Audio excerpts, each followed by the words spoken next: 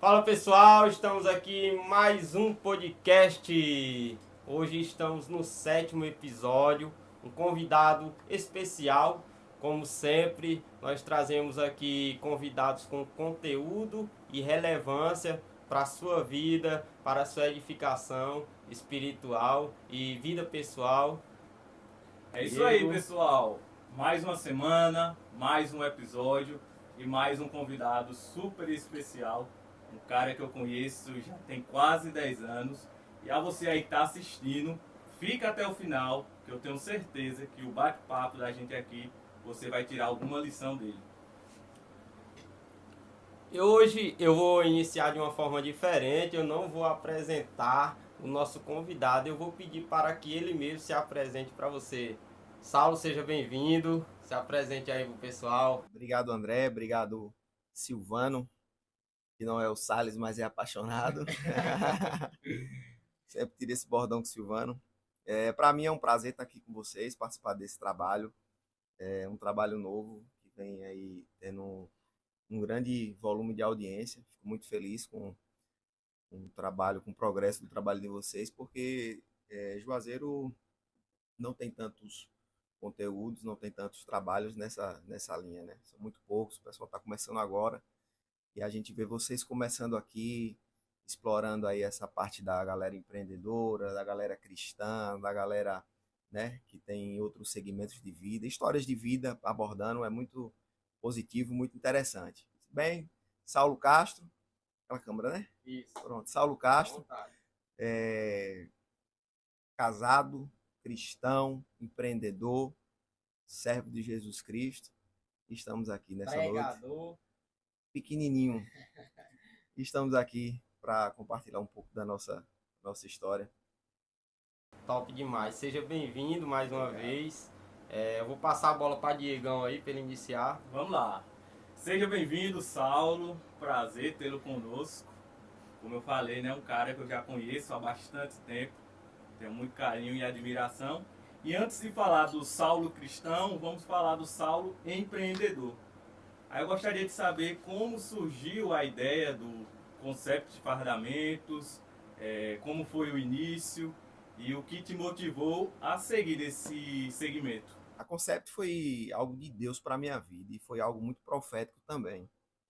Para falar da Concept é necessário eu voltar aqui há 15 anos atrás, eu acho, 15, 16 anos. Eu estava numa mesa de casa com minha mãe e um tio meu, lá da cidade de Centro-Sé. E eu era molecote, acho que 15 anos, pouco menos ainda, 15, 13 anos. E ele olhou para mim e disse: Saulo, tem um anjo aqui na mesa agora. E ele está perguntando o que é que você quer ser quando crescer. E, e a minha resposta naquele momento foi muito impulsionada, porque até então eu não tinha nenhum projeto de vida. Ele disse: eu quero ser empresário.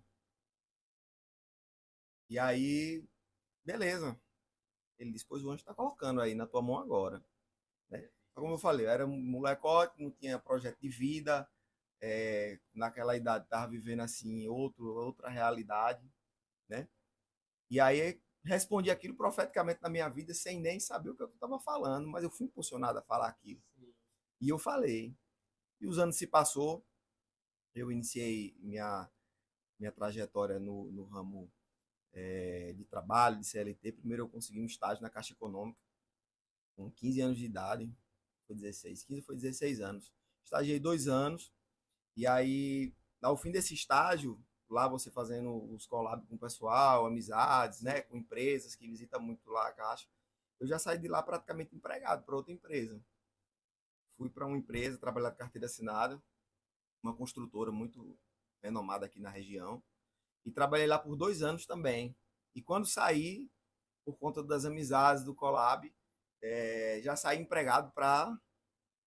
Dava tempo de pegar o Não, seguro. dava não. Já saí empregado em outra empresa. E lá eu trabalhei acho que uns 2 anos e meio também, como corretor de imóveis. Fiz meu curso, né? E comecei a vender imóveis. Não sei se Diego lembra aí Lembro dessa sim, época. lembro também. E aí, só que aquilo não era algo que batia dentro de mim. Sim. Não gostava daquilo, né? Era muito bom financeiramente, mas não estava para aquilo não gostava. E aí saí e fui aventurar em outras áreas, trabalhar de carteira assinada, como em auxiliar administrativo, em algumas empresas. E aí até que um dia eu disse, Deus, eu preciso de uma fonte extra na minha renda, porque o que está aqui é muito pouco, eu quero casar, quero desenvolver minha vida, e aqui está muito pouco. E aí, orando a Deus, e aí um colega me mandou uma mensagem de outra cidade, que ele tinha uma empresa de fardamentos. Ele disse, velho, você quer ser meu representante? Vender para mim? Eu disse, venda, iniciei, comecei trabalhando, vendendo, fui levantando a cartela do cliente. E aí depois não deu mais certo. Mas nesse período aí você continuou na CLT também? Continuei na CLT, era só as correrias, né? Era só a renda Era a renda extra. E aí não deu mais certo, por N motivos. E aí me desliguei dessa pessoa. Só que antes de me desligar dessa pessoa, 2 horas da madrugada, eu estava dentro de um carro com um colega meu. E aí ele disse, velho, por que você não bota seu negócio? Isso foi uma sexta-feira, acho que foi dia 10 de agosto de 2019 isso. Por que você não bota seu negócio? E aí ele começou a me dar uns bisus. Foi na segunda-feira, André, eu tava com meu caderninho, com lista de fornecedores, com lista de clientes, proposta de nome para a empresa, e tinha lá Estampe Castro. Olha. Eu tava até ali no carro, o caderno anda comigo sempre, Estampe Castro, e tinha outros nomes, e aí bateu no concept. E bateu e ficou. E aí eu digo, ardeu, Você disse, ardeu. rapaz, é isso aqui. Aí mãe olhou para mim e disse, por que conceito? Eu disse, conceito, vou trazer um novo conceito de fardamento, de empresa, de atendimento, né, de cuidado com o cliente, porque a gente vê que o empreendedorismo hoje não é fácil, você precisa tratar bem o seu cliente, independente de como ele lhe trata, independente da resposta dele para com você, você precisa tratar ele muito bem, né? E a gente sente falta isso no mercado, em todas as áreas, né? A gente mesmo quando vai em qualquer setor aí, em uma loja, às vezes você é maltratado, as pessoas não lhe atendem direito. E eu queria revolucionar isso, eu queria tratar meu cliente bem, né? Eu digo, conceito, vai vir aí um novo conceito. E aí, dei início, eu fiquei ainda preso a CLT com a Concept, eu acho que 1 ano e meio, mais ou menos. E quando a Concept iniciou, cara, não foi nada fácil, porque eu precisei vender minha moto para comprar outra. E nesse período de troca de moto, eu fiquei uns 4 meses sem moto, porque eu estava comprando no consórcio a moto. Sim. E aí tem aquele negócio de dar lance, eu dava o lance e não tirava. E nem sempre o lance que a gente dá é aprovado de primeira. Isso, justamente, dava o lance e não tirava. E rapaz, que parada. E aí eu precisava, nos meus horários vagos, de meio-dia, na folga lá da CLT, que era outra área totalmente diferente de fardamento, né? Nessa fazer correria. Eu tinha 1 hora e meia. Então eu trabalhava no Distrito Industrial de Juazeiro. Eu pegava um ônibus, descia no centro, comprava material, corria para a casa da costureira para poder levar o material lá, para poder rodar as peças. E aí voltava para poder pegar no trabalho de novo. E às vezes não dava tempo de pegar ônibus. E eu louvo a Deus pela vida de alguns amigos que me ajudaram demais, cara, no início. Se não tiver amigos, meu irmão, no início, parceiros, o negócio é mais difícil. Eu lembro que um colega meu, ele praticamente me dava a moto dele para me rodar. E eu rodava uns 500, 600 metros a pé para ir pegar essa moto. Ele trabalhava no distrito também, só que era mais distante. E aí 500, 600 metros eu rodava e a pé, pegava a moto dele, ia na rua resolver as coisas, voltava, deixava lá e voltava a pé de novo para a empresa. E nesse intervalo de tempo, muitas vezes ficava sem almoçar, não dava tempo para almoçar, não dava tempo para vir em casa, e aí pegava direto, né? E aí fui levando nessa gingada, e aí veio a pandemia, a empresa que eu trabalhava conseguiu me sustentar lá dentro da pandemia, mas um ano depois, que foi o viver aquele período de início de pandemia, foi até, digamos que até fácil para algumas empresas, mas o recesso, o rebote daquilo tudo, que foi complicado. E aí não conseguiram mais me manter. E aí, cara, é onde entra assim, fala muito comigo essa parte, porque eles me demitiram. E eu ainda, a Concept não me pagava ainda. não tinha força o suficiente para me dar uma renda. No início você estava só investindo. Era só investimento, ela não me dava uma renda. E nesse período eu estava há 4, 5 meses do casamento. Não era? 5 meses do casamento. No E caso, aí ela já lhe ajudava? me Ou ajudava. ela trabalhava CLT Ela, também? nesse tempo ela só me ajudava. Trabalhava Sim. ainda não. E aí veio a demissão, eu botei a mão na cabeça. Eu digo, meu Deus, e agora? Tô com casamento marcado, com festa, Eita. fechado buffet, espaço, Pela fé mesmo. tudo. Eu digo, rapaz, aí eu digo, não, eu vou receber as contas. Eu recebo as contas e pago tudo isso e tá de Sim. boa. E aí depois E Deus depois a cuida. gente vai vendo, né? É. Macho, deu um problema na minha rescisão. Tu pediu pra me falar de conceito, mas eu já tô se estendendo aqui. Pode Não, ficar à mas vontade. bastante. Pode ficar à vontade. O homem tem história, foi Deu assim. A gente problema gosta na minha assim. rescisão, meu irmão, que foi 3 meses para os caras poderem dar baixa.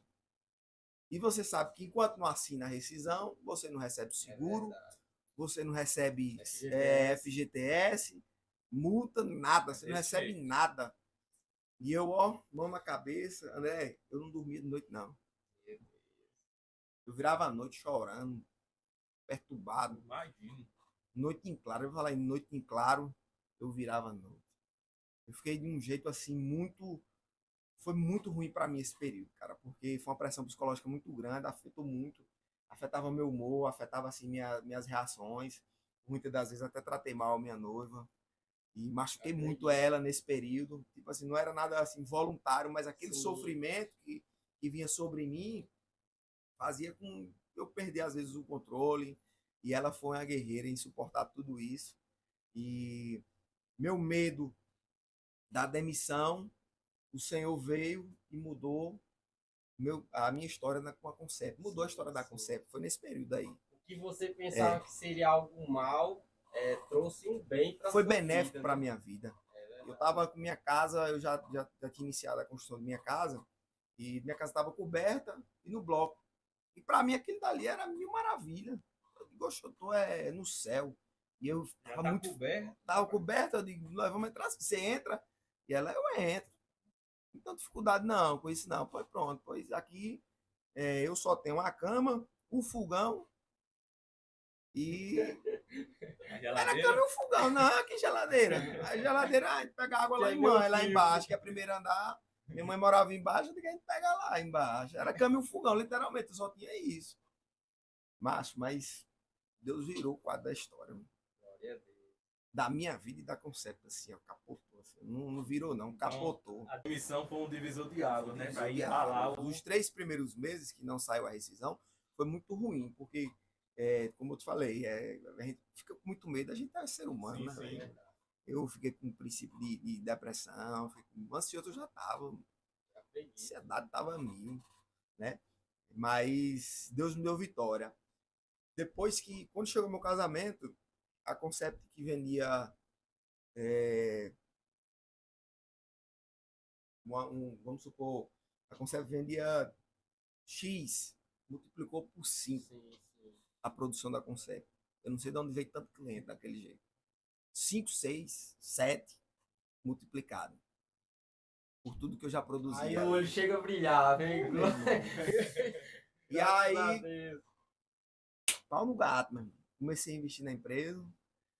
E a Concept tá aí, graças a Deus, até hoje. Nós já produzimos hoje mais de 20 mil peças entregues para Juazeiro, toda a região norte da Bahia, região sul da Bahia, região, eu acho que é região centro-oeste, a região de Barreiras. Já enviamos para Barreiras, Pernambuco, Piauí, São Paulo. E, no E caso, hoje, Saulo, a maioria dos seus clientes são do meio cristão ou o que me salvou no início foi cristão, meio cristão, igreja. A igreja me abraçou, mano. Até pelo conhecimento, né? E isso, sou um cara que sirvo a igreja desde dos meus 18 anos ali, eu comecei a servir intensivamente a igreja, envolvido com sede mesmo ali, então você conhece muita gente. E aí 90% dos meus clientes, 95% dos meus clientes eram cristãos. E esse era o meu medo. sim, Véi, igreja é passageiro. Porque hoje a igreja quer fazer uma camisa basiquinha, mas o ano que vem ela já conseguiu um dinheiro, os jovens já estão conseguindo bancar e já querem um terno, as meninas já querem um vestido, né? Então, a fase de camisa passa. A gente está vivendo um momento muito bom ali de camisa, de personalizados, mas a gente sabia que ia passar. E meu medo era esse. Sim, E eu, meu Deus, me dá um escape, me dá um direcionamento, me leva para outros caminhos. E aí o Senhor começou a abrir as portas. Empresas começaram a abraçar a Concept, a gente chegou nas faculdades, escolas municipais e estaduais, produzindo mais essa linha de concluintes, essa linha de terceirão, que a galera gosta bastante de fazer, e festas, né? Confraternizações. Então, hoje a gente já tem um mix, graças a Deus, não é só igreja, né? Outra pergunta que eu quero lhe fazer, Saulo, na sua visão, para se tornar um empreendedor no Brasil, qual a sua maior dificuldade, na sua visão, assim, você olha no cenário atual, qual a maior dificuldade que o empreendedor encontra no Brasil, na região de Juazeiro também? Cara, essa pergunta ela abre um leque muito grande, porque isso varia de segmento para segmento, né? É, as minhas maiores dificuldades no início foi carteira de cliente, e você ter ali, mas isso daí você corre atrás, você consegue, né? Mas hoje questão de carga tributária também é bem pesado. Você precisa trabalhar espremido ali para poder botar o negócio para andar, porque pesa. Carga tributária hoje é É questão de bem funcionário, você pesada. tem funcionário com carteira assinada? Não, eu tenho colaboradores, prestadores de serviço, Sim, sim. né? Não tenho hoje funcionários em CLT, a gente tem prestadores de serviço, Sim. colaboradores que prestam serviço para a gente, né? Pronto. Você citou aí que trabalhava de CLT, mas não estava mais gostando daquela área, queria outro. Você tinha algum plano naquele período sem ser a Concept? Ou esse segmento de fardamento já martelava no seu peito assim? Então, como eu te falei, antes de eu receber o convite do rapaz para mim poder representar ele, eu não tinha nada em mente, né? Então, depois que eu comecei a entrar nesse ramo de fardamento, eu comecei a tomar gosto pela coisa. Porque eu sempre quis trabalhar em algo que me movimentasse. Eu trabalhava em escritório, mas eu não estava feliz com aquilo. Ficar muito preso naquilo. Eu socorreria, mano. Eu socorreria. Então, eu gosto de sair de casa, correr trecho no sol, comprar material. Meu material quem corta sou eu. Não sei se você já acompanha nas redes sociais. Sim, sim. Mas lá, minha malha quem corta sou eu. Então, eu faço meu corre, eu gosto de botar a mão na massa. E gosto de administrar também. Entendeu? Então, gosto de administrar também. Então, Quando era CLT ficava muito limitado, né? Em uma área só, em limitadíssimo um era. cargo só. Auxiliar administrativo, auxiliar administrativo minha vida toda. E eu fazia aquilo, mas não gostava de ficar preso ali, mexer com tanto papel. Né? Hoje os papéis eu deixo pra mulher para resolver. Eu só correria mesmo, mão na massa e. Top, top, top. Saulo estava contando um resumo muito importante da vida dele aqui no início. Eu até interrompi com essa outra pergunta, mas você pode dar continuidade ao seu testemunho que você estava contando ali do início, questão da casa e tudo. Ah, sim, a casa. Como eu te falei, eu tinha levantado as paredes, coberto, e para mim, botado porta. E, cara, aquilo era uma realização tão grande, um sonho para mim, eu não tinha nem palavras para descrever aquilo, Eu sei né? bem o que eu estou vivendo, eu sei bem como é. Porque muitas pessoas às vezes não têm esse preconceito. Não, eu vou entrar no bloco nada, tenho que rebocar, tenho que pintar, tenho que botar cerâmica. Eu não. Para mim aquilo dali já era o auge, que eu nunca imaginei ter aquilo. Você ter uma casa própria é algo assim muito muito difícil, principalmente nos dias que a gente vive hoje, a dificuldade financeira que a gente vive hoje, mano, é pesado demais. Um cara assalariado para ele ter uma casa própria é arroxo, velho, é arroxo dos Então, grandes. ela estando nas condições de morar, né? Com parede, teto e o básico ali, não tem problema, né? Tava filézão demais. Mas aí, como eu te falei, a chave virou na minha vida, moço. E veio recursos de onde eu nem imaginava. Minha mãe me ajudou muito. meu tio, chamado tio Jário, foi ele que construiu minha casa. Ele é tipo aquele paizão de todo mundo que constrói na família. Então, todo mundo começou a construir, é um cara que abraça, ele bota o funcionário dele, né? E, e cobra, e o que a gente paga a ele não é nem um terço do que de serviço que ele faz por ali, por tudo. Então, meu time me ajudou demais. Eu disse, rapaz, eu vou entrar assim. Eles, vai não, nós vamos rebocar a sua casa. Só que não, os caras já estavam lá rebocando minha casa. Eu nem pedia, ele mandava os pedreiros ir lá e os caras já estavam rebocando minha casa, dando contrapiso. E ele só mandava notinha lá, ó, tanto saco de cimento, né, tanto saco de areia, tanto carrara de areia. E eu comprava, e essa parte grossa é mais tranquilo de você, Sim, né? sim. E a mão de obra eu ia pagando ele parceladamente aí, como Deus quis. Mas quando eu casei, eu entrei com minha casa parecendo uma boneca, mano. Toda pronta. Forro todo planejado, aqueles forros com sanca, Sim. com umas paradas todas, as luzes lá da minha casa, tudo com lustre, porcelanato nas portas, blindex, minha casa toda pintada. Eu tive amigos que foram lá pintar de graça a minha casa. Teve outros que uns começaram a pintar, que foi o Felipe, e depois o meu amigo Elias, ele foi lá e pintou a casa e eu paguei ele com camisa. E um cara que faz serviço em condomínio de luxo, cara, um trabalho fino, ele ia pintar minha casa de noite, porque não tinha tempo durante o dia. E para me ajudar, o cara botou a mão na massa. E eu entrei em minha casa hoje é uma boneca. Minha casa hoje é material tudo de primeira, é uma casa top. Coisa de Deus mesmo, né, Saulo? Coisa de Deus. Porque se a gente vê, vale a pena, porque a gente está contando uma parte da sua vida que a gente vai entrar ainda na questão da área cristã. Enquanto Deus estava trabalhando nessa área, você correndo atrás, você também trabalhava na obra, né? Você estava se empenhando na obra. Então é o resultado daquilo que você estava fazendo, dedicação na obra do Senhor. Eu falo para minha esposa direto que o que eu vivo hoje é reflexo da minha entrega na obra do Senhor. Lá atrás. Então, é bíblico, cara. Lembra-te do teu Criador nos dias da tua mocidade, né? Você se entregar de corpo e alma na obra do Senhor, quando na sua juventude, na sua mocidade, é quando você tem força, quando você tem tempo.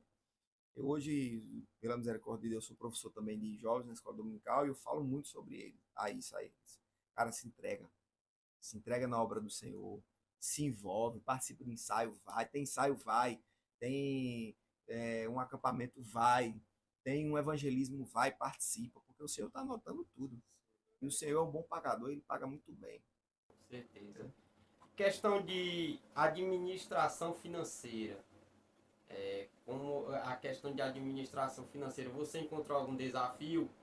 Porque até pelos convidados que a gente já teve aqui e história de vida própria, a administração financeira é uma das coisas que mais quebra comércio, empreendedor nos dias atuais. Como é que você lidou com a administração financeira? Para mim foi muito tranquilo em relação ao financeiro, né? Porque eu era bastante organizado, eu fazia meus cálculos, minhas margens e não estourava as minhas margens. Até porque você trabalhava em escritório, né? Sim, eu Facilitou. não estourava as minhas margens. Você precisa saber onde você coloca a sua mão. Você não pode se emocionar diante daquilo, entendeu? Sim. Então foi tudo degrau por degrau, né? E eu tinha muito cuidado em relação a essa questão financeira mesmo aí, porque tomar um tombo financeiro Para cara, recuperar, Principalmente no início, né? no início, justamente. Mas eu plantei muito, me organizei bastante. Graças a Deus eu não tive tanta dificuldade em relação ao financeiro da empresa, não. E falando no início assim de tudo, teve alguma dificuldade, sendo na parte financeira ou não? A minha dificuldade maior foi a falta de transporte no início. Porque eu moro no Antônio Guilhermina ali, no 8. Era necessário, né? Todo o centro da cidade está a 10 quilômetros de distância, então tudo está no centro. Tudo está no centro. Então você precisa se deslocar até o centro. naquele tempo não tinha moto-Uber que E nem hoje. não tinha. Moto-Uber 5 Era pontos. mototáxi, era 10 conto, 15 os No mototáxis mínimo. cobravam, né?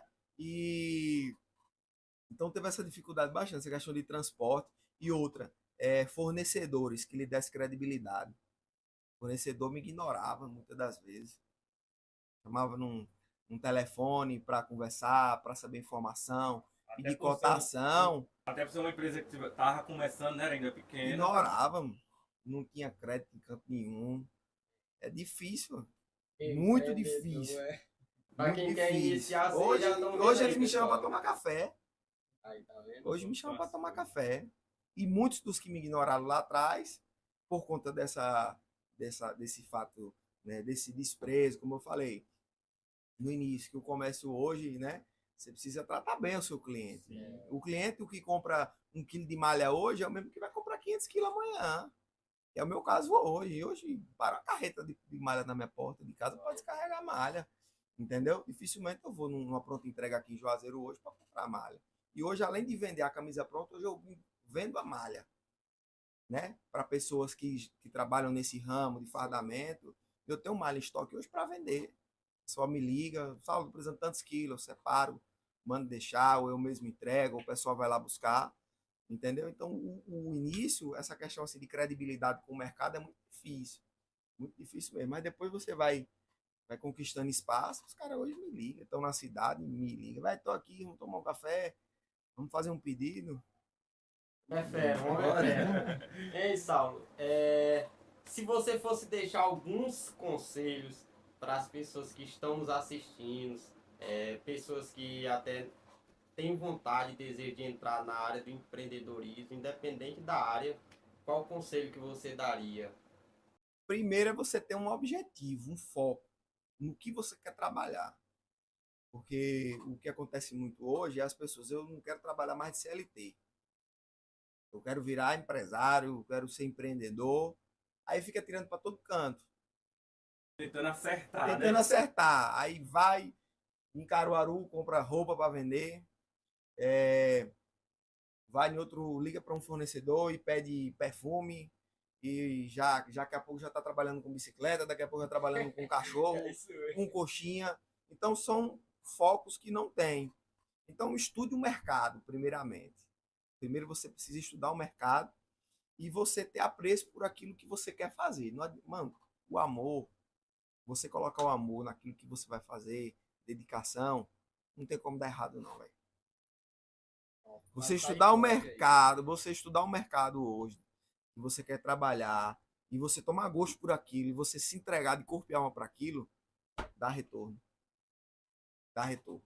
Então estude o mercado, né? Se especialize em alguma coisa, estude também administração, financeiro, né? Empreendedorismo, escute pessoas boas, sigam pessoas boas no Instagram. Instagram hoje tem uma prateleira de todo tipo de público. E às vezes a gente perde tempo seguindo pessoas que não vai agregar em nada na nossa vida. Tem tanta gente bacana para você seguir, pessoas que lhe motivam. Eu mesmo sigo os meninos que você trouxeram aqui, Andreoli mesmo, conheço a história de Andreoli, Rafael Frazão.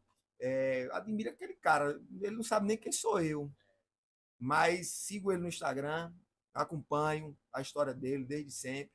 Entendeu? É um cara lutador, batalhador, que tudo que tem hoje foi lutando e batalhando pelo que tem.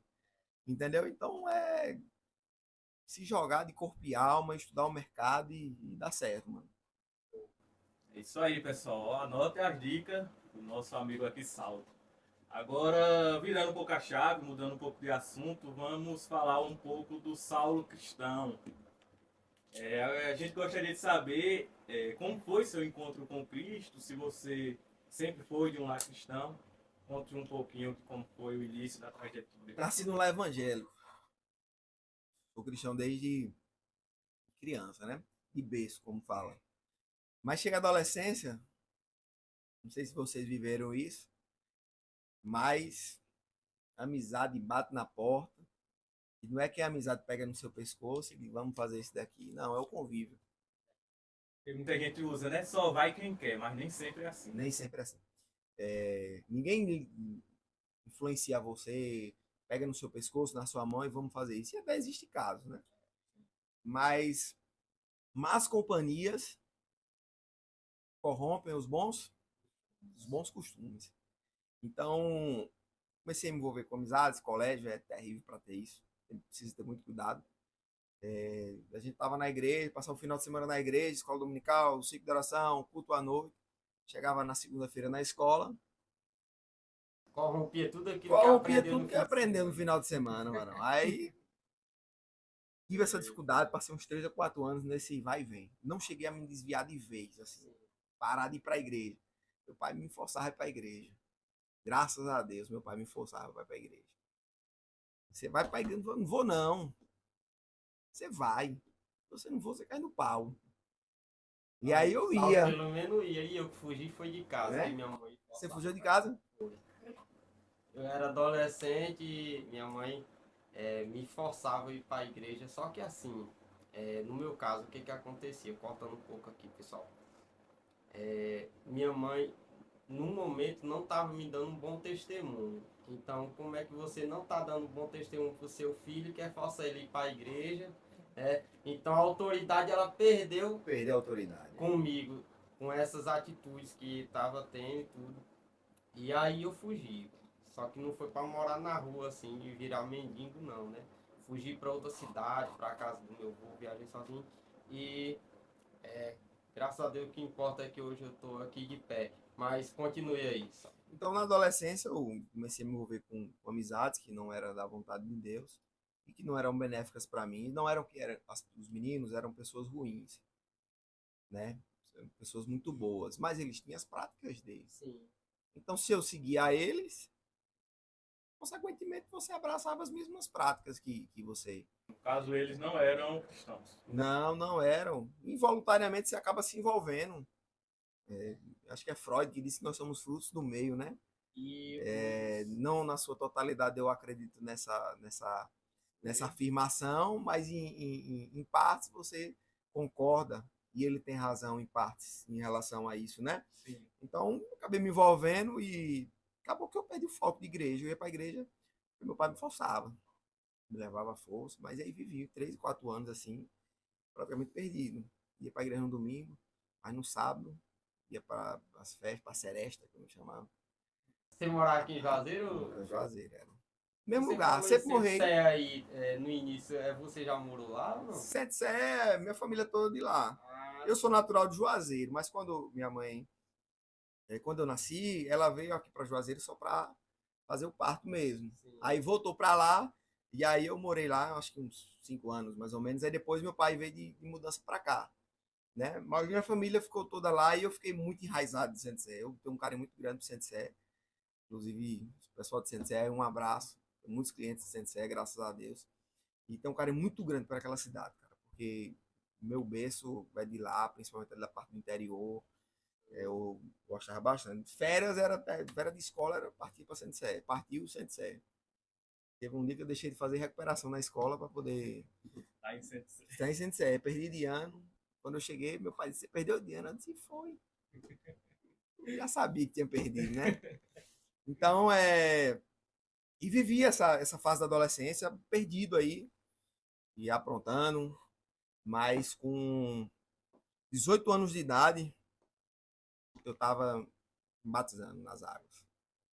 E eu costumava dizer para um amigo meu, o nome dele é Jailson, e eu falava para ele: Jailson, quando eu completar 18 anos, eu saio da casa do meu pai, igual você saiu. E aí eu vou me jogar de vez, Jalção. E ele é mesmo, então bora. Você quer? Aí, com 18 anos, cara, eu tava membro da igreja e Jailson estava crente. Meu Deus. Tudo o contrário do planejado. Tudo ao contrário do planejado. E depois que eu me batizei, fixei de corpo e alma na igreja. Tem um negócio de meio termo, mas não. Eu entrei para aquilo dali, abracei. Foi aí que Silvano, não sei se Silvano lembra de mim na adolescência, mas Eu entrei na igreja em meados de 2012 para pronto, 2013. quando você entrou, já tinha passado a fase negra da minha vida. Já, né? 2012 foi meu primeiro ano na mocidade. E Ainda- minha história ainda- mudou em um congresso de mocidade. E de lá para cá, nunca perdi mais um. Casei, ainda tô E o no batismo congresso. com o Espírito Santo? No 2012, no Foi congresso. 2012? Corri aquela sede lá da Assembleia de Deus todo Esse dia. congresso de 2012 marcou muitos ali, muitos jovens. Pastor na época. Alessandro Cassiano pregando no domingo de manhã, era manhã missionária. E naquele domingo de manhã ali, Deus me batizou com o Espírito Santo. Eu já era membro da igreja, tinha me batizado um ano antes. E E a partir daquele congresso, minha vida mudou. Minha vida mudou naquele congresso. E de lá pra cá, eu entrei na UMADEG, no Departamento Geral de Jovens da UMADEG, nunca mais saí. Casei, ainda tô Foi o lá. quê? 12 anos. 2012 pra cá, vai fazer 12. Vai fazer 12. E trabalhando ativo no departamento, esse ano faz 10 anos. E aí, de lá pra cá, abracei a fé, e me envolvi na igreja, em obra, ciclo de oração. E você sabe que... Você recebeu assim no início alguma profecia, alguma coisa de Deus, Demais. direção de Deus? Demais, inclusive, eu estava em Centro-Sé e vivendo aquela fase negra da minha vida, como eu falei aqui. Eu estava com meu primo, conversando com ele e projetando umas paradas obscuras para a noite. E ele olhou para minha cara assim e disse: "Bicho, tu é descarado. Tu não quer nada com igreja, não. O que é que tu quer com igreja?" E da mesma forma que eu respondi meu tio, involuntariamente, que queria ser empresário e liberei aquela palavra profética, eu disse: "Eu quero casar e ter uma família." E eu não sei como eu respondi aquilo. Eu disse: "Eu quero casar e ter uma família, eu quero fazer minha faculdade e quero ser um pregador do evangelho." Mas aquilo foi involuntário, porque se eu fosse responder em sã consciência ali, eu quero namorar com várias, eu quero terminar meus estudos e tá bom para mim.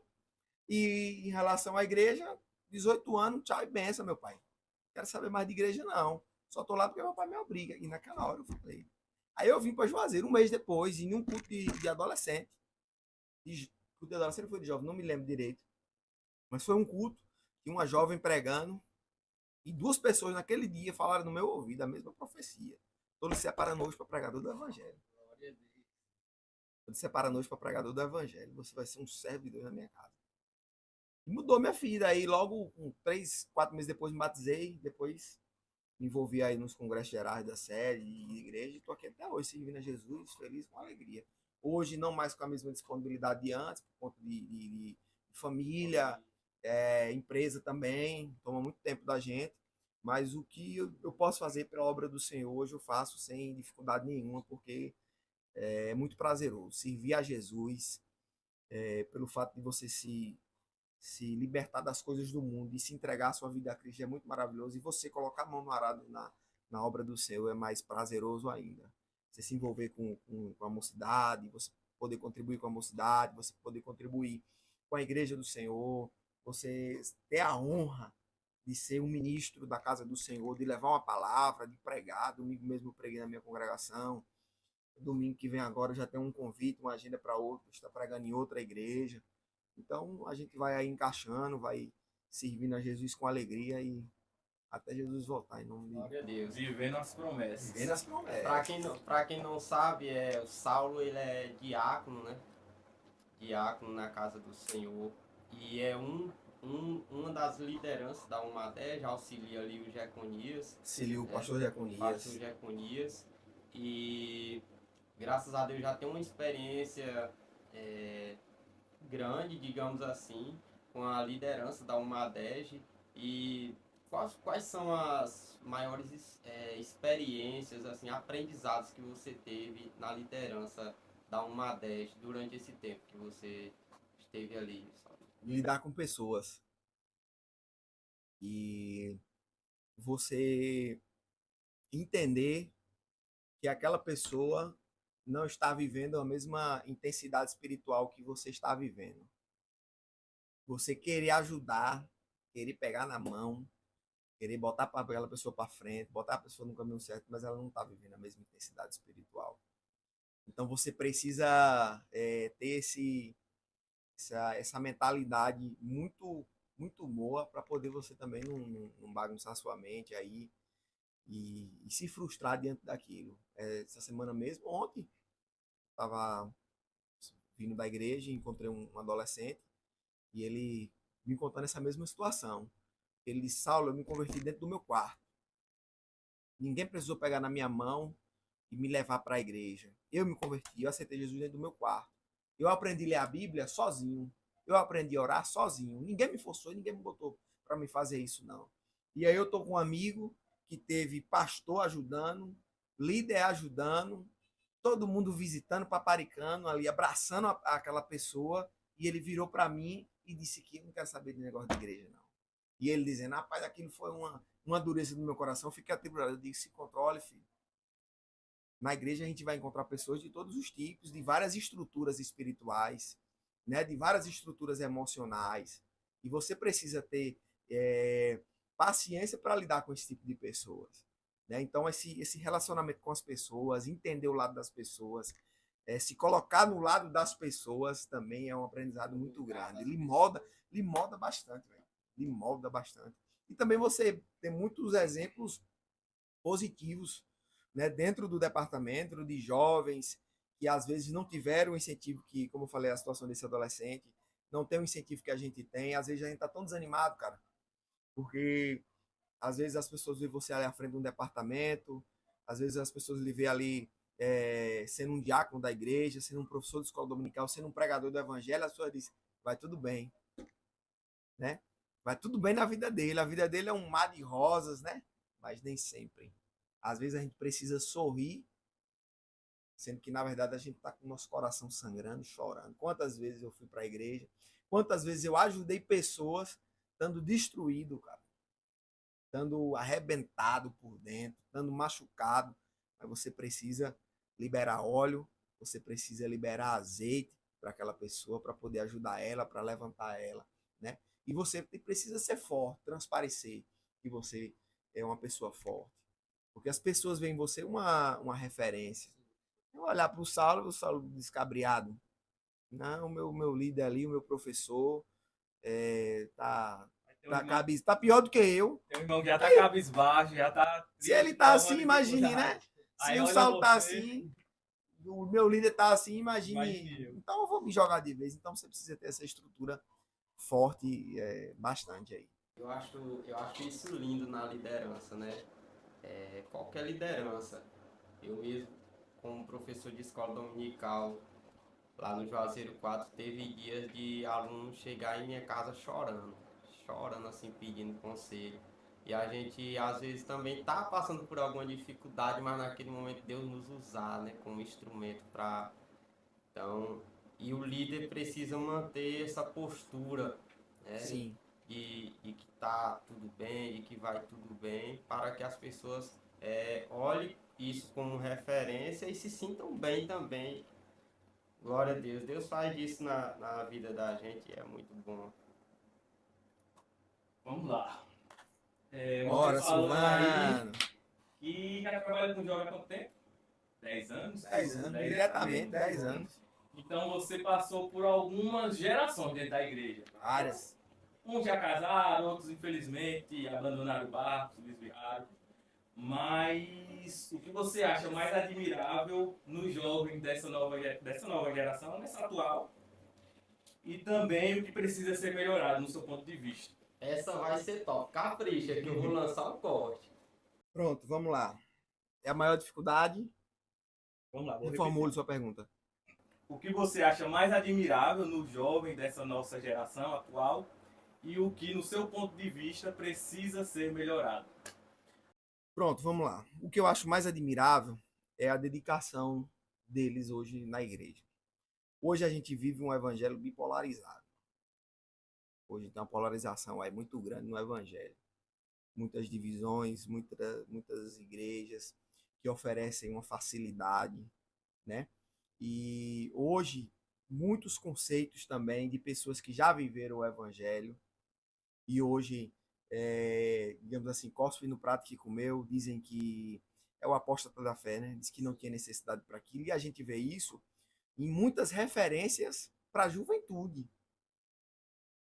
A gente tem um cantor que fez um sucesso enorme recentemente, né? E que de uma hora para outra o camarada largou o barco e virou até a sua sexualidade, ele, né? Ele assumiu a sua nova sexualidade. Então, aquilo para os jovens é um peso muito grande, porque eles concentram muitas expectativas nessas pessoas, né? Então, hoje, com a polarização dessas igrejas, polarização do evangelho, onde entra aí as novas ideologias, a hipergraça, que vem entrando de forma avassaladora no meio da juventude. Não, você pode. Isso daqui é tranquilo para vocês, daqui você pode. e ele se manter de pé diante dessa geração. Isso é admirável demais.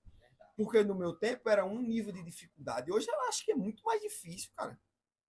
Hoje a coisa está na cara. A velocidade que as informações A velocidade chegam. que as informações chegam para os jovens hoje é demais. E a gente sente falta hoje também em referências espirituais, né? A não ser o nosso pastor que está ali na igreja, que a gente vê ele todo dia, mas a gente precisa de mais referências espirituais. Mas hoje o conselho que eu dou para os jovens é se apegue na sua referência espiritual, o seu pastor local, porque é quem você está vendo todos os dias. Aí você se apega numa referência espiritual virtual, cara que você não vê ele. Isso aqui não, o cara tá no baile da Anitta, o cara tá no baile que saiu recentemente aí, pastores aí dessa nova juventude, o cara flagrado em bailes, né, em festas, né? Então essa questão aí pesa muito nos jovens, né? E o mundo tá de braços abertos, o mundo hoje parece que 2.0 nível hard para cima da juventude da igreja, e ele se manter de pé é muito admirável e muito lindo. E o que eu acho que precisa melhorar hoje é a oração. Hoje você faz uma vigília, você inicia uma oração 10 horas para levantar 11, 10 e meia está quase todo mundo em pé. Conversando fora da igreja. Conversando, e os que estão ajoelhados estão com o celular aqui no WhatsApp, conversando no Instagram, no Twitter, ali no Facebook. Então, se você não se apegar à oração, você fracassa, André. Não existe antídoto mais forte para lhe manter de pé do que a oração, do que a entrega a Deus. E hoje a juventude a gente sente, não estou generalizando, mas hoje a oração tá difícil, mano. E eu vejo perceptível, né? É perceptível demais. Você tem os resultados hoje nos cultos, às vezes cultos frios, aí dizer o pregador ruim danado. Pregador ruim. E o pregador lá se Se esforçando. acabando, o pregador consagra jejum, chega ele não vai fazer milagre, não, irmão. Para milagre é Jesus. A gente tem que buscar, a gente tem que se entregar, orar, buscar Deus. Então eu acho que precisa a juventude hoje se dedicar mais à oração. Porque a oração é base, mano, é estrutura de tudo. A oração é fundamental na vida do cristão. Não só do jovem, mas do cristão em si. A oração é base para tudo.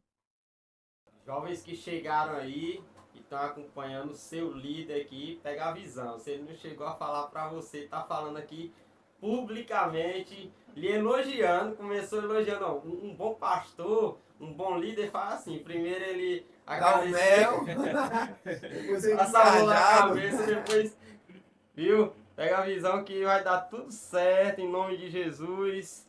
Eu, Diego, ou você? Na 10. A 10, Tem uma né? pergunta lá.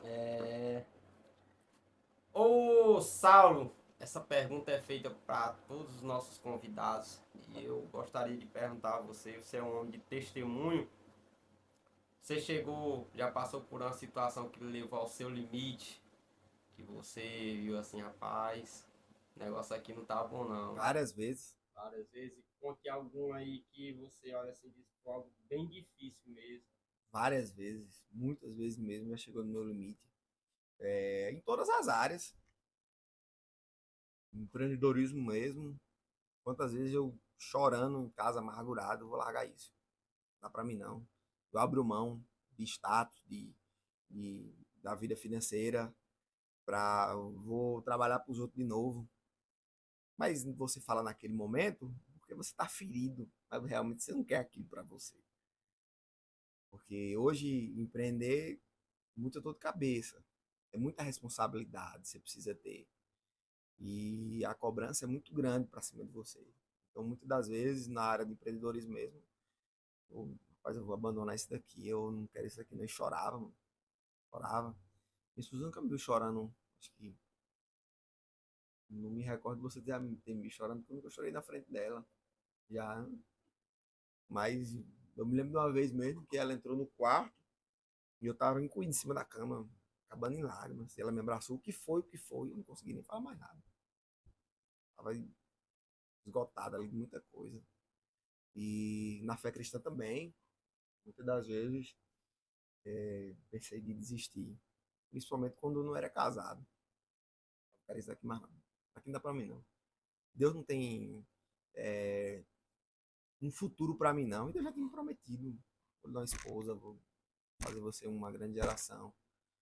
Deus já usou muitas pessoas para falar comigo, mas no momento da dor, né? E eu já tive relacionamentos que me machucaram bastante, né? E por conta, quando você.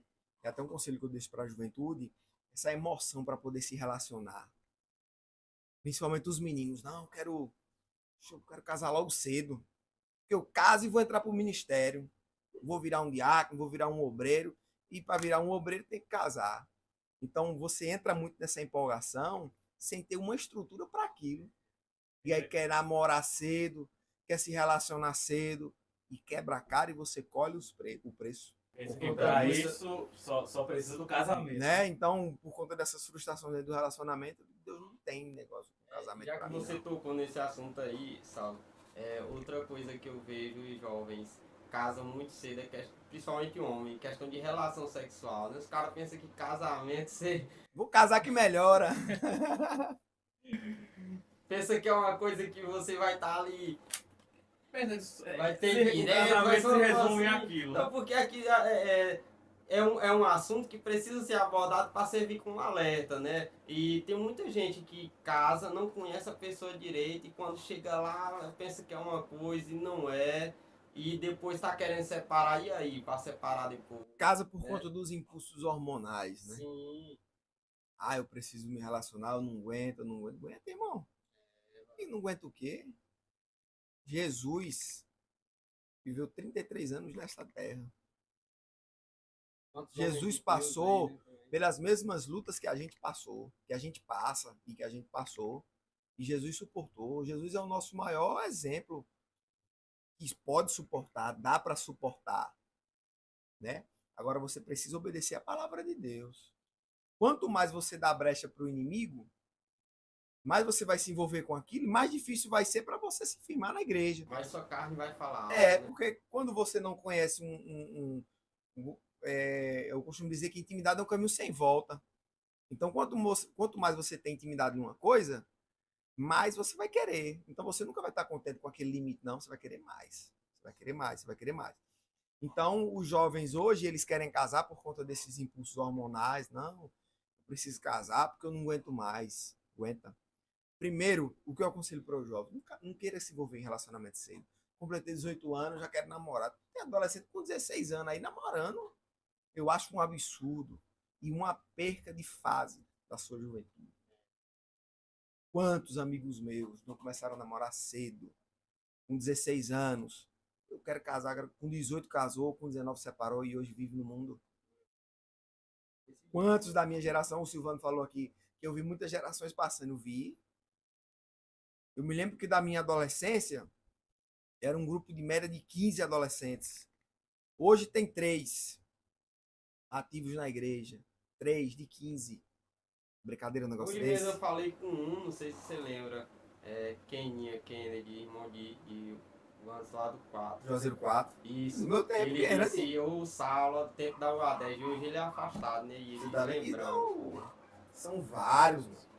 Sempre que eu tenho a oportunidade de falar com ele, ele relata, né, esse tempo da UA10, quando era ativo na igreja, sente muita falta, porém não tem aquela força mais.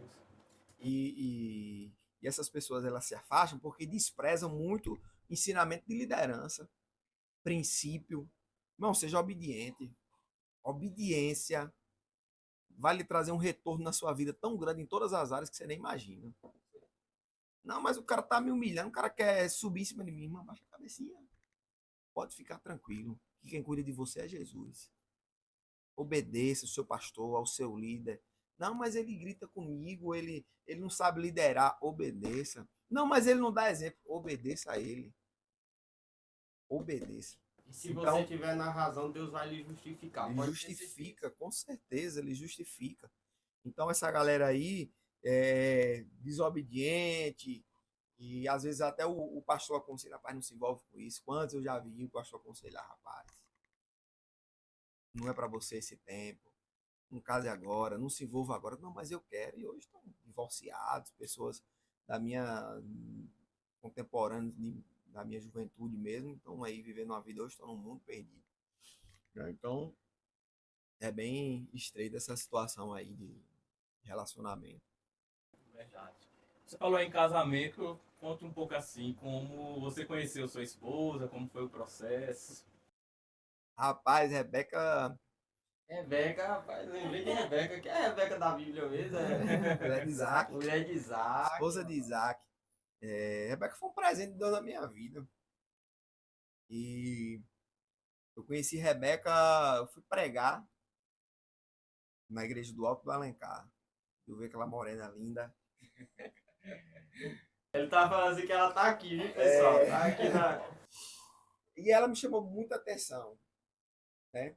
E a partir daquele momento, eu comecei a ter um contato maior com ela, principalmente em rede social. Eu já admirava ela pela pessoa que ela é. Eu sou um tipo de pessoa, eu sou muito reservado. Então, eu não sou aquele cara extrovertido que chega num lugar e já movimenta tudo. Não, eu chego calado. Para mim se soltar num ambiente, eu preciso ter intimidade com aquelas pessoas. Não sei que milagre eu estou falando aqui, entendeu? Então, e eu admiro pessoas desse tipo. Eu nunca gostei de mulher que fala demais. Pessoas para frente, mulher amostrada. E ela me chamava a atenção pelo comportamento dela, quietinha, comportada, e eu sempre via, eu digo, é uma menina interessante. E aí eu fui pregar na congregação, vi ela lá, e ela estava olhando para mim. Ela nega até hoje que estava me olhando, me encarando. E a dia que ela não tá me olhando diferente. Eu digo, Deus tá nisso, rapaz. É. Eu tava iludido. Aí comecei a falar com a Rebeca no Instagram, e comentava os stories dela, e Rebeca Vaco. Eu digo, é doida. Tava me olhando lá, me encarando, a que eu falo aqui agora, não dá Ela é ousadia. concentrada na pregação, né? Aí, uma semana depois, ela postava e eu comentava e nada. E aí eu fui entrar no perfil dela e fiz uma análise assim, um stalker. E aí viu que ela gostava. E nesse ver que ela gostava, eu vi que ela gostava de lua. Presta atenção na história. Eu vi que ela gostava de lua. Aqui, pessoal. E na semana seguinte, que eu fiz esse stalk, tinha uma lua, eu esqueci o nome, lua nova, não me lembro. Tem as fases, né? Lua azul. Não, lua era um nova. efeito que tem na lua, que dá aí a cada 20 anos. Sim. Não era bem um eclipse, não. Era um negócio que ia dar na lua.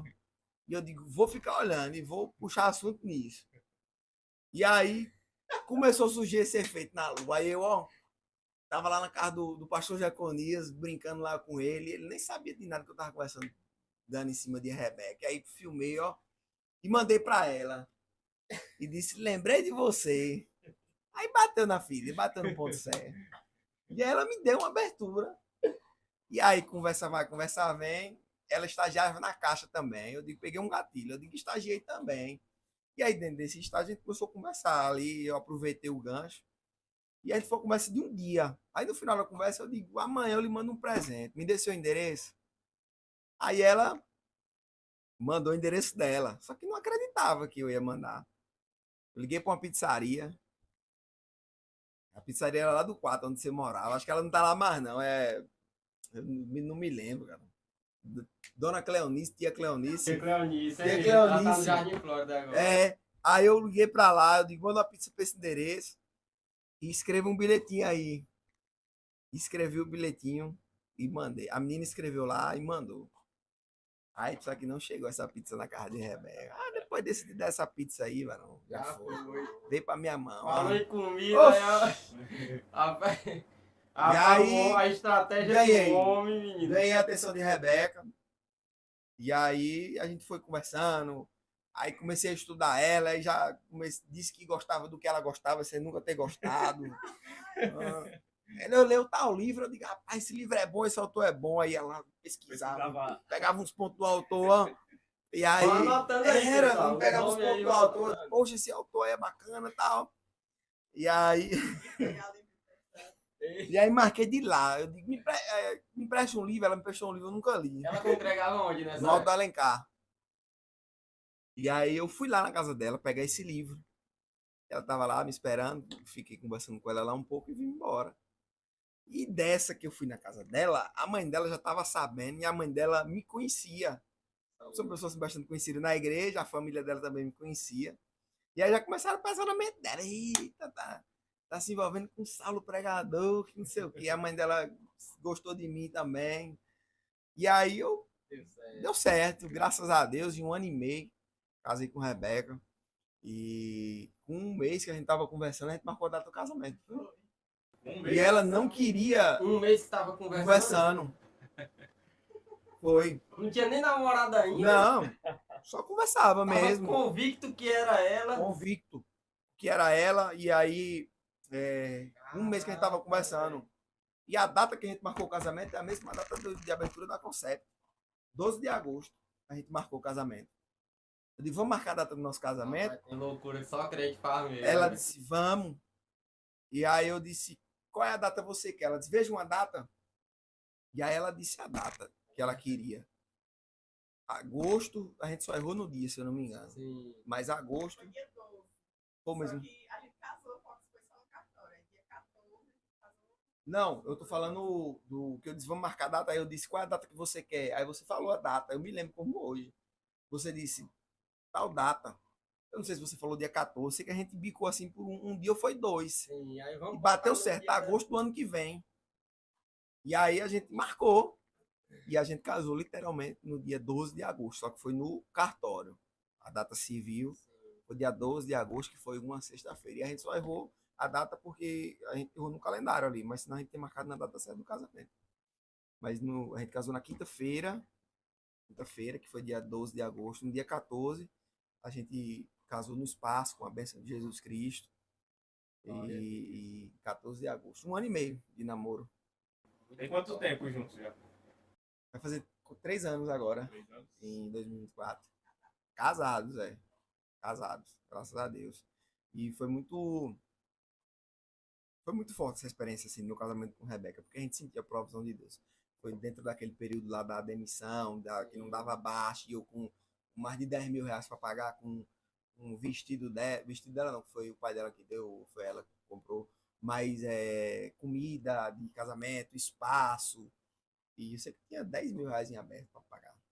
E aí Deus assim operou um milagre poderoso, poderoso, poderoso mesmo. E teve um amigo meu que ele disse, vai, você precisa escolher, você tá fazendo sua casa, não dá para você fazer casa e casamento. Só que ele deu um conselho, pensando em mim, preocupado. Sim. Não foi aquele tipo, essa balada Tobias quer jogar Não terra no meu sonho. Não, não.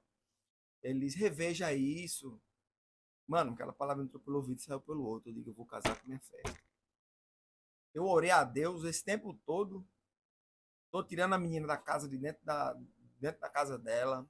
O sonho da mãe dela era esse. Ela é a única filha mulher. Eu preciso fazer alguma coisa. Deus me honre. E meu casamento foi perfeito, velho. Perfeito. Deus agiu assim, ó. Os 200 reais que faltavam para pagar meu casamento, um padrinho mandou um pix para mim, meia-noite. Eu paguei meu casamento. Saí do meu casamento sem dever R$1. Minha casa eu terminei sem dever R$1. Entrei para dentro de minha casa top. Minha casa top. E fechei meu casamento top, mano. Foi algo assim de Deus. Eu senti a mão de Deus assim na nossa vida. Era perceptível. Era perceptível. Dentro desse período mesmo que eu tava aí aflito, sem receber as contas, num ciclo de oração, foi no mesmo dia que a gente foi no espaço olhar e fechar. Eu cheguei naquele ciclo de oração muito aflito mesmo. E aí a pregadora pregando, ela veio em direção a mim e bateu no meu ombro e disse, eu quero. E virou. E aquilo era a palavra que eu precisava. E aí depois disso, decisão sair, foi bênção, estamos aí até hoje. Não consegui dar uma viagem a ela de lua de mel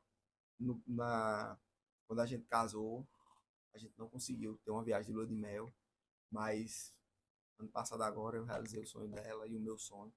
A gente teve uma viagem top de linha, a gente viajou e foi show de bola. Diego, a 11, né? Você mesmo. Vamos lá. A gente falou muito de Bíblia, assim. Você tem algum personagem assim que você admira? E por que também? Davi. O homem segundo o coração de Deus. A história de Davi é impressionante e é fantástica, porque se você olhar com seus olhos carnais, o olhar humano, Davi não merecia ser o homem segundo o coração de Deus. Mas quando você vê toda a história de Davi, você entende por que Deus disse que ele era o homem segundo o coração de Deus. Quando o filho de Davi morre, que foi o filho que ele teve com Betseba, fruto do pecado, Davi ele não vai prantear, Davi ele não vai chorar. Davi ele se derrama na presença de Deus e disse: Deus, essa coroa que está aqui na minha cabeça, eu não quero ela. Eu não quero essa coroa, eu não me importo em perder.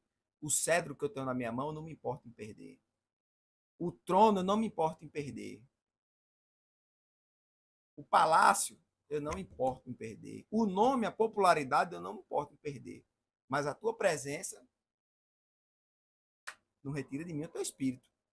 Isso foi a confissão de Davi depois que ele cai, que ele peca, que Natan revela o pecado dele. Sobre o filho que eu acabei misturando aqui, sobre o filho dele que morre, ele não vai prantear, ele vai para o templo adorar. E são essas características que Deus viu em Davi, segundo o coração dele. Com erros, com falhas, mas Deus tinha um negócio especial com Davi. Então, a história de Davi é impactante. Existe uma sinceridade. Sinceridade, mano. E Deus valoriza demais, André, sinceridade. Tem coisa pior do que se ele lá botar com gente mentirosa e falso. Gente hipócrita. E logo tentar mentir pra Deus, que sabe tudo. Gente que bota uma Bíblia debaixo do braço e vive uma vida desmantelada. E às vezes quer enganar Deus, quer mentir para Deus. Você conhece o coração, irmãozinho. Agora aquele irmãozinho lá que falha, que erra, mas está na presença de papai. Reconhece, cedo, Deus não suporta isso daí, não. Ele desce do céu, ele abençoa, ele fortalece, ele levanta, ele muda a história. Rapaz, eu nunca tinha conversado com Saulo pessoalmente, mas eu me identifiquei muito. Muita coisa que você está falando aqui, a gente está se identificando muito. E eu estou aqui refletindo sobre isso, né? Como é bom a pessoa conhecer as pessoas, assim, ter esse momento de comunhão, de mesa, assim, conversar, conhecer mais um pouco da história. Porque Davi é um também dos personagens bíblicos que eu mais me interessa, justamente por esses argumentos que você falou aí. E é muito top. Saulo, a gente gostaria de saber também como é a sua vida devocional com Deus. Você é um pregador da palavra de Deus. Como é que você organiza a sua vida na questão do devocional com Deus, seu momento de estudo, até mesmo para servir como exemplo também para os jovens, para as pessoas que desejam ser um pregador. Como é que você lidar com isso? Eu particularmente, eu tenho muita dificuldade em concentração. Já teve vezes de eu ir pregar em uma igreja sem conseguir ler a Bíblia. Eu abri a Bíblia, não encontrar nada. Não consegui me concentrar. E aí, chega lá, Deus me usa e fala com a igreja, né? E isso me aflige bastante quando eu passo por isso, quando eu tenho essa dificuldade de concentração, né? Então, eu sou muito de vibe, de momento. Quando eu pego uma Bíblia para ler, aí para dentro, na madrugada, né? Estudo, mergulho ali no estudo. Separo um dia na semana para estudo, revista Escola Dominical, juntamente com o estudo da Bíblia também. E fora o preparo de mensagens também para as ministrações. Às vezes a gente prepara a mensagem ali e já deixa a bala pronta. Na hora que surge uma oportunidade, e às vezes surge a oportunidade e Deus não quer que a gente pregue aquilo, a gente quer que pregue outra coisa. Então, eu tenho um caderninho de esboços, então eu vou montando os meus esboços, os meus devocionais. Sempre tiro um momento de jejum, de oração. Casa, às vezes estou em casa, não consigo dormir, me levanto, vou para a sala, vou orar, vou buscar a Deus. Para que a gente tenha necessidade de busca, de entrega na presença do Senhor Jesus Cristo. Mas é muito gratificante quando você abre a Bíblia mesmo para estudar. Ontem mesmo eu estava com tempo, cheguei em casa e fui estudar a lição com auxílio da Bíblia ali, cara. A palavra de Deus, ela é enriquecedora demais. E, tipo, a gente não estuda a Bíblia para pregar. A gente prega porque estuda a Bíblia. É importante a gente ter esse... Não adianta você, muitas das vezes, recebe um convite para pregar, aí vai estudar em cima da hora. E quer que Deus lhe use ali em cima daquilo. Não, você precisa ter bagagem. Você vai abrir a Bíblia ali em cima da hora para poder você encaixar tudo aquilo que Deus colocou no seu coração. E aí você vai montando a mensagem, vai fazendo a junção dos textos e aí vai encaixando e vai dar muito certo, vai dando tudo certo. Essa próxima pergunta, ela também vai servir de recorte para as redes sociais e é um pouco direcionada aos jovens, principalmente os jovens homens que estão em busca aí de uma companheira. Meu Deus. Você Meu Deus, Diego Silvano. Você já falou aí, é casado, né? A gente já passou por isso, já comentou. Então eu queria saber um conselho seu de como escolher uma boa companheira em meio a tantas propostas que aparecem. Melhor lugar para você arrumar uma companheira é na igreja. E hoje os jovens se permitem abraçar uma ideia que pode conhecer uma menina no mundo e trazer ela para a igreja, ou conhecer um menino no mundo e trazer ele para a igreja.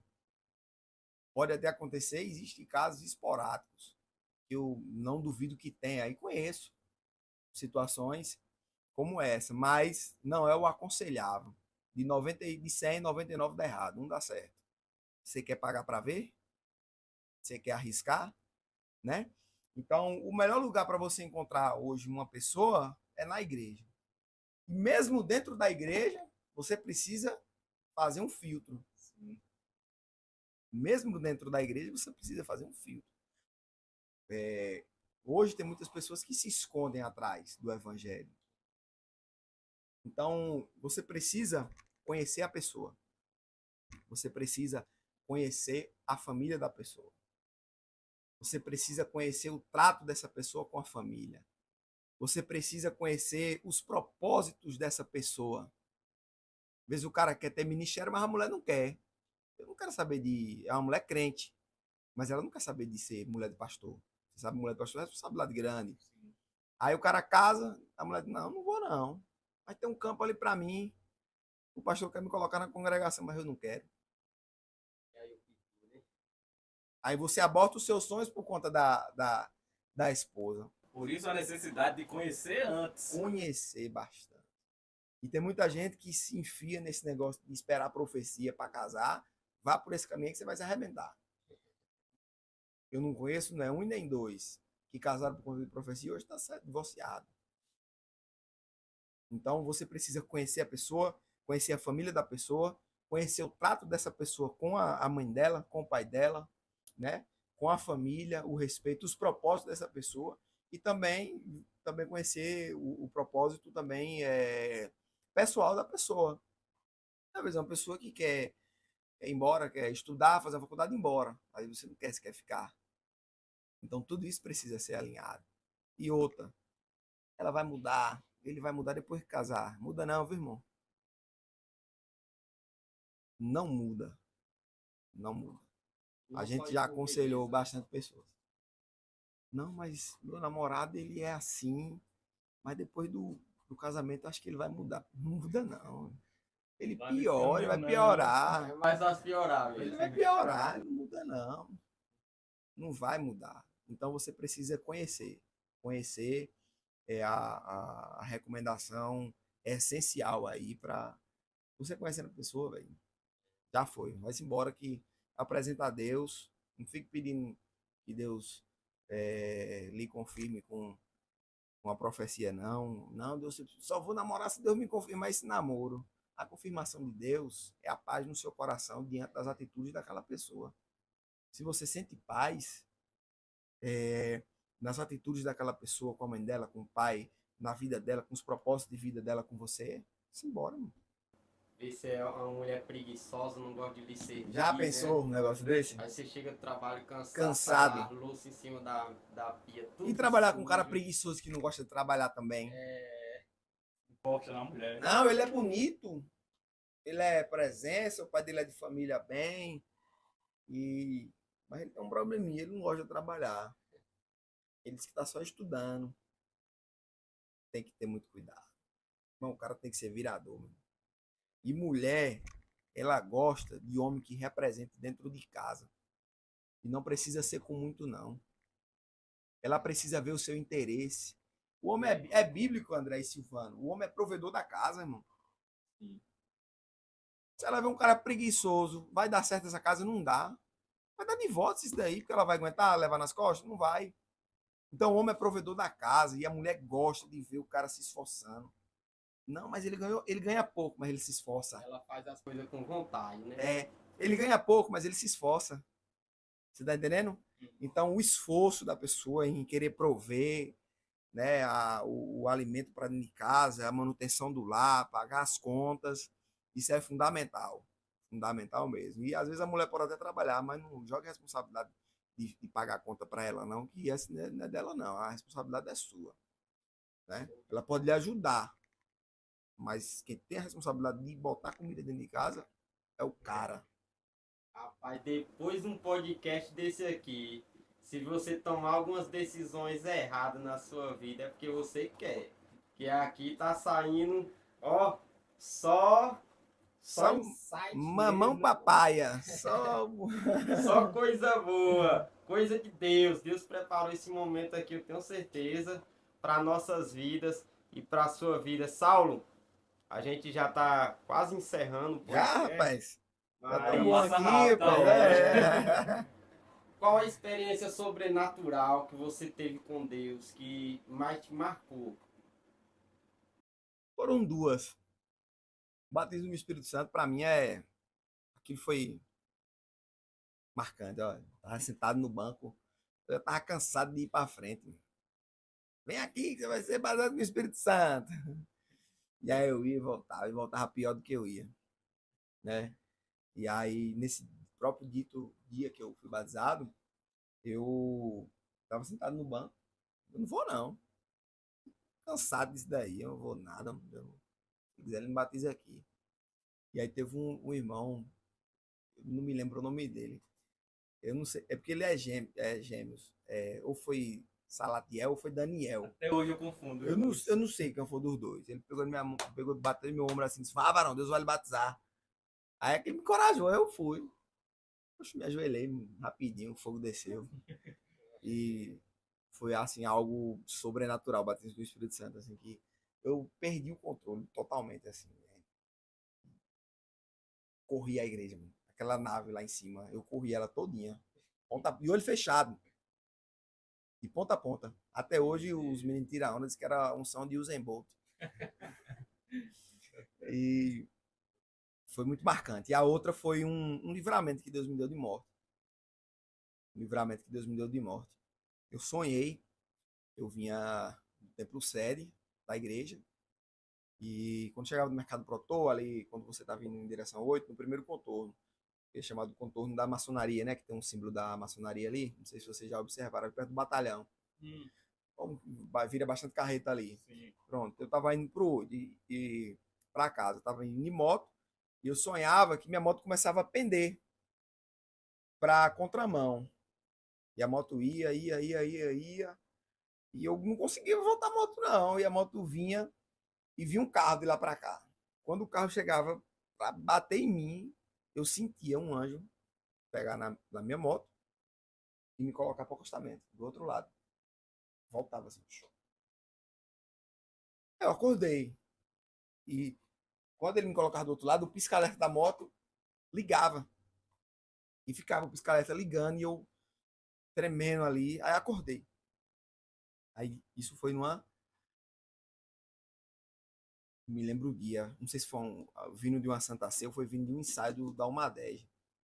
E aí eu vinha do ensaio, foi da Alma 10, num dia à noite, no dia seguinte. Quando eu cheguei no mesmo contorno, no mesmo lugar, não vinha um carro e não vinha carro nenhum na contramão, assim, para pegar em mim. Mas saiu um carro de vez, assim, do fundo do outro. De vez, assim, em cima de mim. E quando ele saiu, não dava tempo para mim. E eu não sei como, uma força me tirou, me empurrou para o acostamento. E quando eu parei a moto, o pisca-alerta da moto estava ligado. Eu comecei a me derramar em lágrimas e comecei a falar em línguas ali estranhas e fui até em casa falando em línguas estranhas, chorando, me derramando e falando em línguas estranhas. E sentindo a presença de Deus, que aquilo foi muito real na minha vida. Então essas duas experiências foram as que mais me marcaram, espiritualmente falando. Meu Deus, que experiência, né? Antes da gente encerrar, eu vou pedir para o Saulo deixar uma mensagem da parte de Deus para quem ficou até agora nos acompanhando aí, assistindo esse episódio. Aí você pode olhar para aquela câmera ali. Vamos lá. Mandar ver. Jó 42:2. Bem sei que tudo podes, e nenhum dos seus pensamentos pode ser impedido. Jó, ele fala e ele cita esses versículos em um dos grandes momentos de sua vida. Passando por aquela dificuldade toda de perder família, adquirir uma lepra sobre sua vida, perder todos os seus bens e sua vida sair do alto ao nada em fração de segundos. Mas Jó tinha uma convicção dentro do coração dele que tudo o que ele estava passando era a permissão de Deus. E ele sabia que os propósitos de Deus para a vida dele, nada poderia impedir. Não era a perca dos filhos, não era a perca da saúde, não era a perca do dinheiro, do status, do poder que Jó tinha, porque era um homem muito rico da época. E ele fala com aquela convicção: bem, sei que tudo podes, e nenhum dos teus pensamentos pode ser impedido. O que Deus tem para a sua vida vai se cumprir, não vai ser impedido. O seu cenário atual pode ser de derrota, mas você não vai permanecer na derrota. Deus vai te levantar, Deus vai te tirar desse vale, vai restituir tudo aquilo que você perdeu e vai te dar em dobro aquilo até mesmo que você nem tinha. Deus vai multiplicar na sua vida. Deus abençoe em nome de Jesus. Glória a Deus. É isso aí, pessoal. Estamos chegando ao fim de mais um podcast, nosso 7º episódio. Deus tem abençoado, tem dado tudo certo. Gostaríamos de agradecer você que ficou até aqui assistindo ao nosso podcast. Não deixe de se inscrever no nosso canal, nos ajude. É um projeto simples, humilde, mas que tem propósito esse projeto. Então curta, comente, deixe o seu comentário, compartilhe com seus amigos e que Deus possa estar te abençoando. Saulo, muito obrigado, que Deus continue lhe abençoando e usando, meu irmão, sua esposa, sua família. E obrigado pelo convite, né? Obrigado por ter aceitado o nosso convite. E é isso aí, só tenho que te agradecer. É isso aí, pessoal. Aqui está meu muito obrigado por ficar até o final acompanhando mais um episódio aqui do Limite Podcast. Gostaria de agradecer também ao Saulo por ter topado vir bater esse papo conosco. A esposa dele também que está aqui presente. Então é isso. Que Deus continue abençoando e usando vocês grandemente. Se despeça aí do pessoal também. Para mim foi uma honra, satisfação estar aqui com vocês, colaborar com esse projeto de vocês aí. E o que precisar de mim para agregar, para somar, a gente está aqui disponível, está à disposição para abençoar o Limite Podcast. Deus abençoe, gente. Grande abraço. Tchau, tchau, pessoal.